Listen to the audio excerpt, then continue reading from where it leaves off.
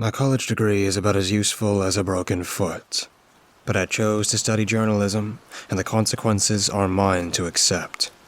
Still, in a time when award-winning reporting amounts to a listicle about 10 foods to avoid if you want to cut belly fat, it's hard to care about your craft.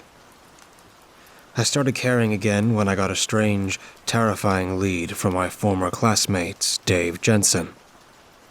A formal write-up will never get published, but I owe you an account of what happened. As far as I know, the seamstress is still out there, still searching for her next pound of flesh. Is my journalism degree any more useful now than it was before I heard about the seamstress? No. But maybe my legacy lies in creating this warning. Maybe by writing this, I can save even one person from the gruesome fate of getting their skin unstitched from their body. Did you hear about the kid who shoved his arm down a garbage disposal? Dave had an eager way about him, an obsession with sensational breaking news, a bad habit of setting a grim stage for the day before you had your morning coffee. It was 7:30 a.m. I'd just rolled out of bed. You really have to stop doing that, Dave. Stop doing what? He was legitimately confused. I knew, thanks to the 3 warping dots that indicated he was typing, deleting his message, typing again, but it dawned on him, and he sent a response. Right. I always forget. Several years back, Dave had been the one to tell me about the ghost ship fire. It was an artist collective built inside a warehouse, a maze-like makeshift hovel filled with flammable things like window and bed frames, railings, pianos, motorhomes, tapestries, sculptures, and even tree stumps. A spiral stairway was constructed from wood pallets that led up to a loft, into which more fuel was piled. It seemed that anything flammable the residents could find, they brought inside. The deadbeat proprietors of the place hosted an electronic house music concert, inviting dozens of people. No sprinkler systems, no exits marked, no safety measures in place. The fire had an unknown cause. 36 people died. The morning it happened, I'd been making a bagel with cream cheese, which was interrupted by Dave calling to break the brutal news. Now he was back at it again. I took the opportunity to remind him of my boundaries.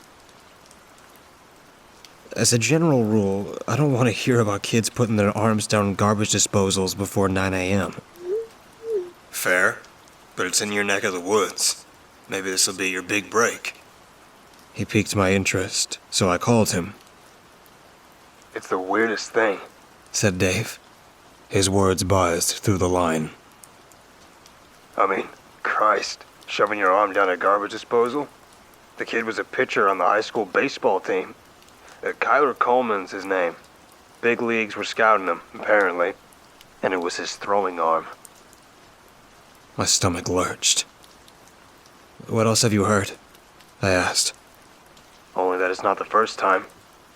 He put his other arm down a garbage disposal too?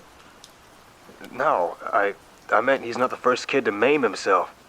It's happened to 11 other kids, too, at least according to what I've found so far.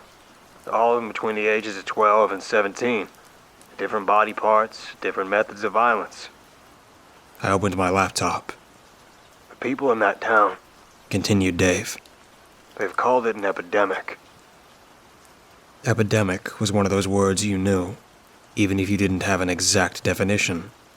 But I typed it in to remind myself. A widespread occurrence of an infectious disease in a community at a particular time. I don't get it, I said. It's a disease? An infection of the mind, said Dave. That's what some called it. No one's taking the kids seriously. Just writing it off as them being nuts. Sending them to the nut house for a bit, and pushing it under the rug. How about the police? I asked. From what I can tell, they did the bare minimum, said Dave. The town's called, if you want to learn more. I didn't recognize that name, but after typing it into Google, I saw that it was about 45 minutes outside the city. I'm going, I said. Convinced already, huh? Yeah, I'm not interested in repackaging Wikipedia articles on Medium anymore. Maybe it'll be my big story. Who knows? I should get ready. I stood up and made my way toward the shower. Thanks for the lead, Dave, No problem. he said. Look, Kay, I know you're a lone wolf, but be careful. This whole thing's freaky, man. The kids are chalking it up, for lack of a better word, an urban legend. An urban legend, They call her the seamstress. said Dave. They remove their flesh for her in various ways, offering it as tribute. That way, the thinking goes, she won't come for the rest of your family. My stomach lurched again. Too much information.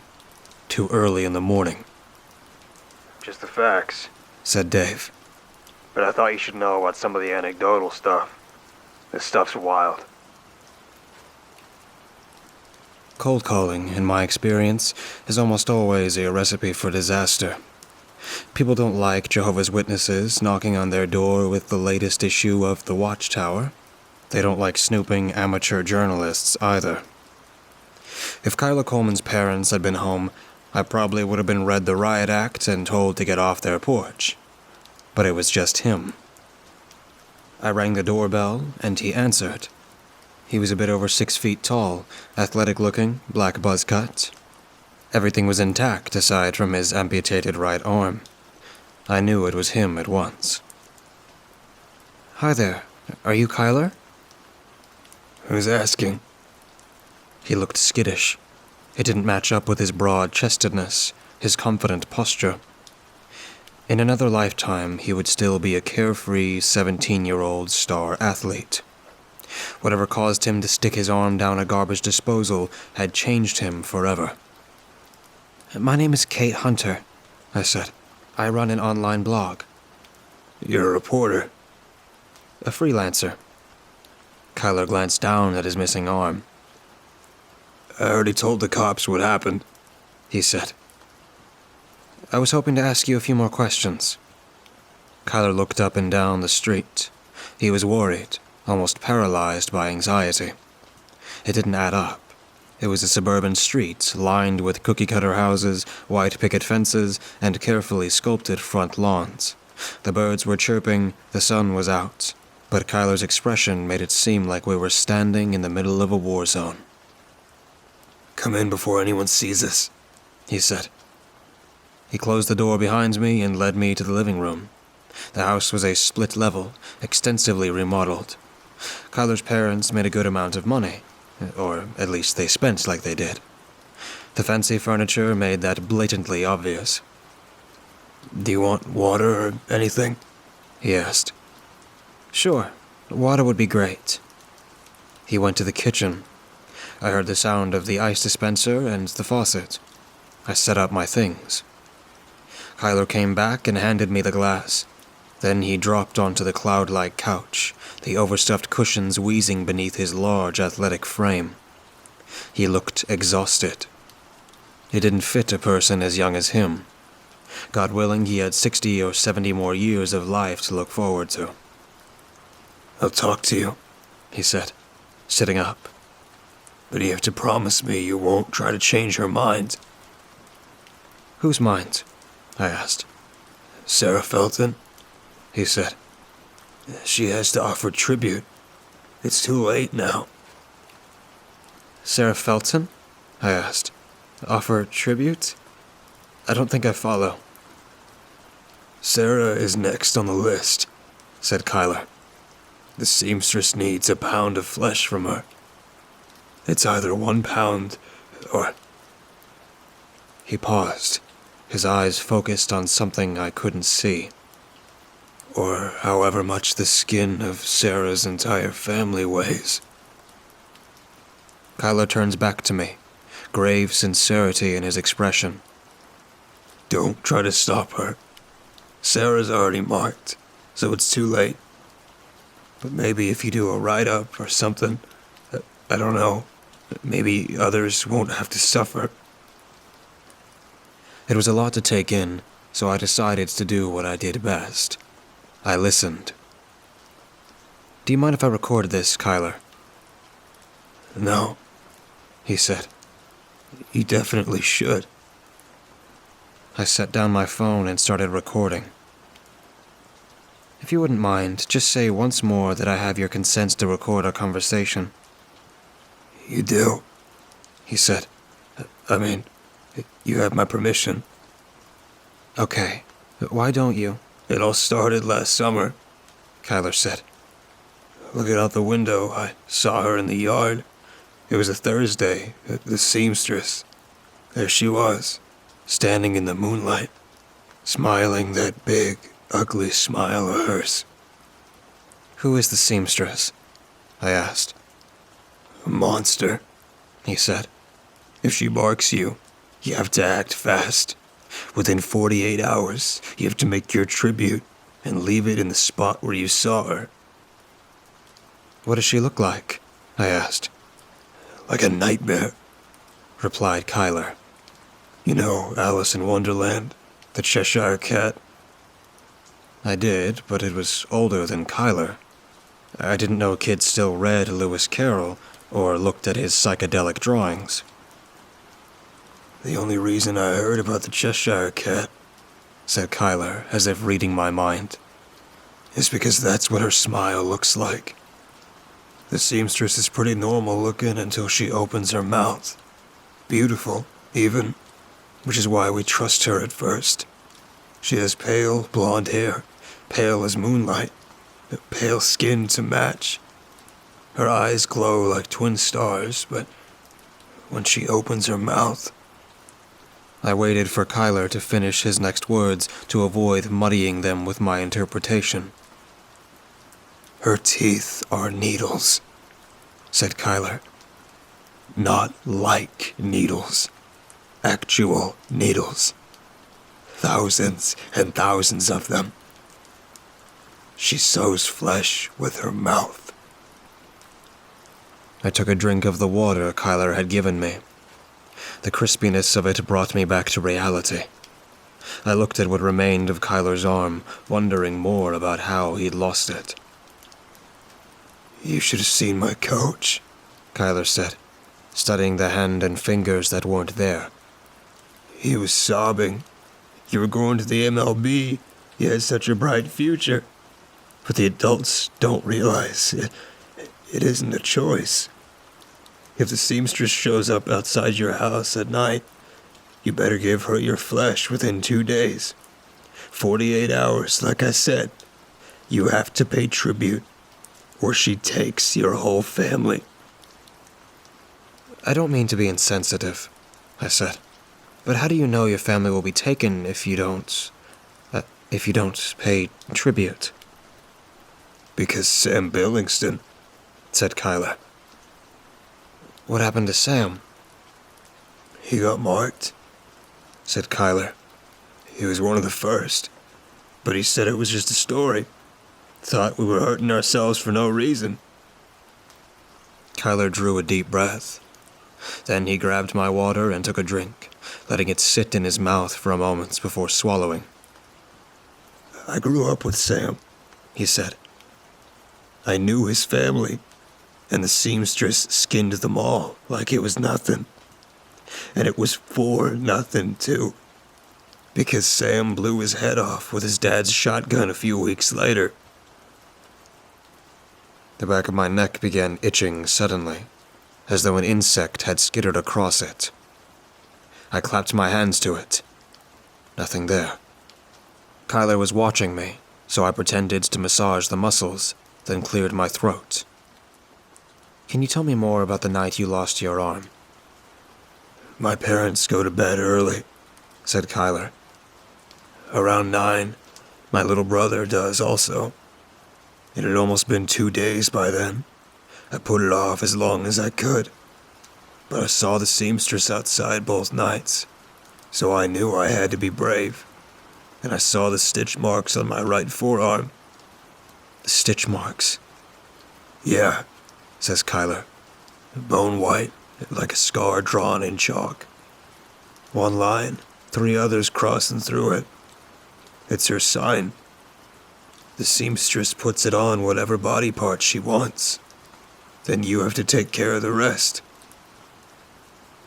That night, he continued, I went downstairs, thought about what I could use. This kid in my grade, Phil Thomas, used his dad's bandsaw to cut off his foot. This girl, Lindsay Mayfield, she almost ran out of time, didn't know what to use, so she cut out a big chunk of her stomach with her mom's cooking scissors. It ended up being enough, and the seamstress left her family alone. But Lindsay has to shit into a bag now. I sat in silence, completely stunned. Kyler was desensitized. Lindsay went too deep, he said. Screwed up her guts, hence, the bag. Tell me more about what happens to you, I said, wanting more than anything to shift the subject away from Lindsay Mayfield. I almost ran out of time, too, Kyler continued. But right as the sun started coming up, I thought of my mom and my dad, my brother, about wanting them to be safe. And I went through with it. I grabbed a huge bottle of hydrogen peroxide. My mom had always used it to clean scratches and stuff. Then I turned on the disposal and jammed my arm down into it, pouring in hydrogen peroxide with my free hand. I'd never felt anything so painful, but I fought back the urge to stop and kept pressing down until I hit the elbow joint. Right near the end, said Kyler. My mom came downstairs, hearing the sound of screaming and the grinding disposal. She fainted. It was lucky because when my dad came down, he went to her rather than trying to stop me. I got a trash bag from under the sink where he kept them and reached into the drain, pulling out what was left of my arm. I remember seeing the peroxide bubbling up from it, frothing over, spilling through my fingers and onto the ground. I got most of it into the bag, stumbled outside, and left it near where the seamstress had been standing. As unsettled as I was also captivated. I'd never heard anything like this. Kyler's description of the seamstress and his conviction that she existed was terrifying. When I woke up, finished Kyler, I was in a hospital. My arm was gone. They cauterized the stump. They said I was lucky I didn't bleed to death. But my family was safe. It was worth it. Outside, a car pulled into the driveway. You should go, Kyler said. My dad's gonna be pissed when he finds out you're interviewing me. I said, I'm so sorry for what happened to you, Kyler. He shook his head. Don't be. It sucks before, and it sucks while it's happening. But then the seamstress leaves and goes to bother somebody else. I'm thankful, honestly. Don't feel sorry for me. It's Sarah Felton you should feel sorry for. The front door opened. Kyler's dad was standing there. He looked furious. I wondered how many aspiring journalists like me had come to interview his son. He knew who I was and why I'd come, even at a glance. Please leave, he said, and I did. Kyler snuck through the side door of his house and ran out to meet me just as I started up my car. Remember, he said, about Sarah. Don't try to stop her. Just leave, do your write-up, warn people about this, and tell the truth. But Sarah has to pay tribute. The seamstress already marked her. How do you know? I asked. We have a Discord, he said, for survivors, and for people who the seamstress has marked. Sarah was marked a day and a half ago. We coached her, told her she doesn't have a choice. She has to do it tonight, or her whole family dies. I resolved to find out where she lived. You're not listening to me, said Kyler. If you try and stop her, you're responsible for her whole family dying. He reached through the window with his good arm with considerable strength and grabbed my collar and wrenched me toward the window. His eyes were wide with terror, like a rabbit caught in a snare. I put the car in reverse. Kyler started hyperventilating. He held on as long as he could, but eventually lost his grip, doing a sad pirouette in the driveway as he spun to the ground. He began sobbing. He looked utterly helpless, and I hated myself for not doing him the courtesy of promising that I'd leave town. But I couldn't. I had to stop Sarah. The kids were too young to continue maiming themselves. As I drove away, I saw that Kyler's dad had come out. He was attempting to hug his son, to pull him to his feet. Kyler pushed him back weakly with his remaining hand. His dad began sobbing as well. I spent the rest of the day hunting down Sarah's address. I searched social media feeds. I found her profile, saw her in pictures with her friends, but I couldn't find an address. Morning led the afternoon. Afternoon fell towards twilight. I watched the sun creep across the sky toward the western hills on the town's outskirts as time ticked by. Night wasn't far off.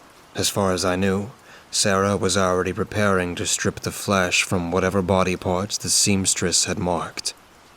I went to a diner, ordered a coffee to fight back against my exhaustion, and called Dave. Dave, the kids, they're hurting themselves, and they think the seamstress is after them. The urban legend you mentioned. Slow down, Kate. Shut up and listen, Dave. I need your help. A girl, her name is Sarah Felton. All I have is my phone and no clue how to find out where she lives. I'm at my computer. Dave replied. Hold on a sec. I picked up my coffee, my hand shaking, the hot liquid spilling out of the cup and running down my arm. Coffee was the last thing I needed, but I had to stay awake, stay alert, to save Sarah. Anything? I asked. People around the diner had begun to take notice of me. A man sitting at the bar, a waitress who just brought him a burger and fries, the line cook staring out from beneath the rectangular order window, and the kitchen on the other side. James and Marcia Felton, said Dave. Daughter, Sarah, 15 years old. Dave was the best investigative reporter I knew. Just as unemployable as I was, but exponentially skilled at finding things. I had no idea how he found Sarah, and I didn't care. Any other Feltons in... Not that I can see, said Dave. Take a deep breath, Kate. If the girl's in trouble, it's not going to help if you smash through her living room window. I listened. I tried to breathe normally, to calm my frayed nerves. I pushed the coffee cup away and drank my water instead. Then I looked out the window. The amber magic hour light was gone. Darkness was descending. I raised my hand and snapped at the waitress. She came over. Don't be pushy, she said. Can I get my check, please? For a $2 coffee? I pulled out a 20 and left it on the table, then rushed out. Still with me, Kate? I'd forgotten that Dave was on the line. Yeah, I said. Text me the address. I'm heading over. Sarah Felton's house was too far away. 25 minutes, according to Google Maps, far on the other side of town. I drove faster, hoping I wouldn't get pulled over. I swerved past cars that were driving too slow and through yellow to red lights. Everything seemed to stand in my way, but I fought against each roadblock, keeping the girl at the front of my mind. After pulling out a winding private road, I saw it, a tall, 3-story Victorian mansion. Remembering what Dave said about not smashing through the living room window, I slowed down and parked near the end of the driveway. I ran along in the darkness. I remembered the seamstress, her mouth made of needles, always watching her next mark. But I couldn't see anyone in the shadows.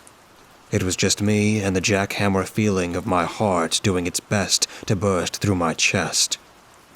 I got to the front door. I straightened my clothes, wiped the sweat from my face. Then I rang the doorbell. I looked down at my watch. 7:01 p.m. Night had arrived. I rang the doorbell again, and a minute later, a man answered. He scanned me with his eyes. "Can I help you?" "Hi there, is Sarah home?" The man, Sarah's dad, raised an eyebrow. "My name is Kate Hunter," I said. "I'm a journalist." "Why do you want to talk to Sarah?" "I need to warn her," I said. "To stop her. She's going to hurt herself." His expression turned serious. "I think you'd better go." Without stopping to think, I pushed past him and ran inside. He grabbed my shirt, stopping me, pulling me back toward him. I ripped away, and my shirt sleeve tore off, staying in his hand. "What the hell is wrong with you?" he yelled. "Marcia, call the police." I didn't stop. I kept running. I circled through the kitchen, the TV room, another fancy lounge area, its back wall lined with expensive bottles of booze, but there was no sign of a 15-year-old girl. Sarah's dad chased me through the house, gaining on me, understanding the layout better than I did. I heard the sound of a door slamming shut overhead. I ran back to the entryway, from which a massive staircase led up to the second floor. Sarah's dad clutching at my heels. I heard the sound of her mom frantically yelling into the phone, telling the police about a crazy woman who'd broken into their house. I reached the second floor hallway. Looking left and right, I saw that the doors were all open. I made my way to the third floor. At the end of the hallway, I saw a closed door, a sliver of light shining from beneath it. I ran toward it and grabbed the knob. Locked. Sarah's dad finally caught up to me, grabbing my arm and yanking me back. "What the hell is wrong with you?" "The door," I said. "It's locked. Listen, send me to jail after this. I don't care. But if you have any love for your daughter..." He tried the knob. It wouldn't budge. He began banging on the wood. "Sarah, open up." I heard the sound of crying on the other side. "It's too late. I'm sorry. She's already here." "Sarah, hold on," I said. "We can help you." The sound of a foot meeting solid wood cut off my words. Sarah's dad had lifted his leg, attempting to kick down the door, again and again. Finally, the door smashed off its hinges, revealing Sarah. She was standing near her open window. As I went into the room, she started making her way out onto the roof. I noticed that one end of a rope was attached to her leg. The other end was attached to something else. I went after her. Sarah had reached the edge of the roof. I saw that the rope was attached to a thick tree branch, 3 feet in diameter. The tree was massive, as old as the property, 50 feet tall at least. I swayed, realizing how high up we were. "Sarah, please, we can get you help." "She's here," Sarah sobbed. "I told you. It's too late." She crept closer to the edge of the roof. "Sarah!" Her mom and dad, looking out from her bedroom window, both of them pleading together. "Honey, please come back inside. Come away from the ledge." I saw the look of determination in Sarah's eyes. There was no going back. I went closer, almost reaching her, until the sight of something stopped me. I saw a woman standing in the moonlight at the base of the old tree. Her blonde hair and skin were just as silvery and pale as the moon. Her eyes, like Kyler Coleman said, glowed like twin stars. She opened her mouth, a Cheshire cat smile. Even at a distance, my vision seemed to zoom in. The seamstress's teeth were needles, thousands of them. Like the action of a sewing machine, they rose and fell, looking for something to stitch. "Do you see?" asked Sarah. "I don't have a choice." "Wait!" But it was too late. Sarah had already stepped off the edge of the roof, plummeting toward the ground 40 feet below. The darkness swallowed her. I heard a snapping noise, a cry of pain, and a grunt. The tree branch creaked under the strain of Sarah's body hitting the end of the rope. I ran past Sarah's parents, down the stairs, and outside. I followed the sound of groaning, letting it lead me through the darkness. Then, I saw her. Sarah was lying on the ground, her body twisted unnaturally. The first thing I saw was her collarbone. It was broken. It stuck out through her neck at a diagonal 45-degree angle. I went to her. Bending down, I saw the gleaming ball of her hip joint. Her leg was gone, torn away from her body. But the thing that terrified me most wasn't Sarah's mangled body or her non-existent leg. It was the noose swaying in the night breeze, a few shreds of flesh hanging from it like witch hair moss. There was no leg to speak of. Do you? Sarah groaned. Do you see? I followed Sarah's eyes. Backing away into the darkness was the seamstress. She seemed to be chewing on Sarah's severed leg, her needle teeth running up and down it, exploring the flesh, tasting it, savoring it, unstitching it from the bone beneath. The next several hours passed in a blur. The paramedics came. They saved Sarah's life. I overheard them talking about how she broke her back, that she couldn't move her remaining leg. Her parents clutched each other, wrapped in blankets provided by the EMTs. The cops cuffed me, put me in a cruiser, and drove to the station. But my stay was short.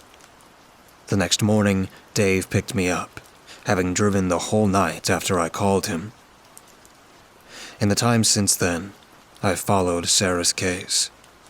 News cycles came and went. Sarah's accidents had paralyzed her from the waist down. Not long after being admitted to a psych ward, she was released and went home to live with her parents. They could have pressed charges. There was speculation that some insane amateur journalist had pushed Sarah from the 3rd floor of her home. But surprisingly, Sarah's parents came to my defense, saying that I'd only tried to help her. I think about what happens to Sarah every night when the moon comes up. I think about the kids in that small pastoral town, wondering if the seamstress had finally satisfied her hunger, if Sarah was the last victim. But looking out my window at night, I see that Cheshire cat smile. In the moonlight, I see a mouthful of needles, rising and falling, starving for a fabric of human flesh.